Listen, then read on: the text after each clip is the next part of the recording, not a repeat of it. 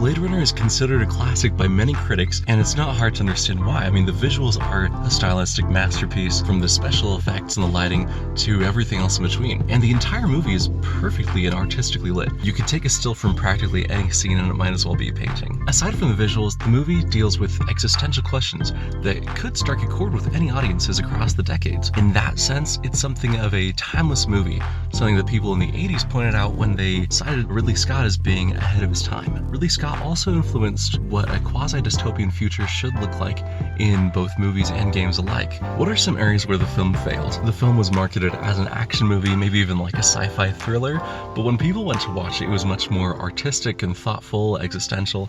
And so instead of doing wonders at the box office, people steadily disengaged. Additionally, there was the whole behind-the-scenes debacle of multiple versions. Some folks thought that it was too confusing and that it needed a narration or a voiceover to explain what was going on.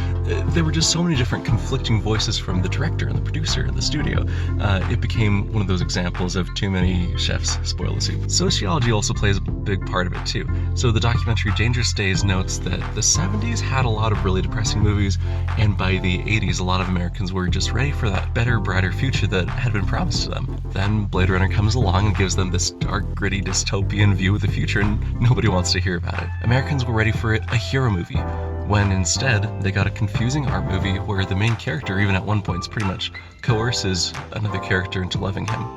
That sounds like the villain to me. So what did I learn from this movie? Be honest in the trailers. If it's an art film, show that. If it's an action movie, show that too. You can be on the cutting edge of movie making and still be culturally aware of what people need and honest. So Blade Runner was not my cup of tea. I would not recommend it, specifically due to the nudity, but it was well made, I can give it that much.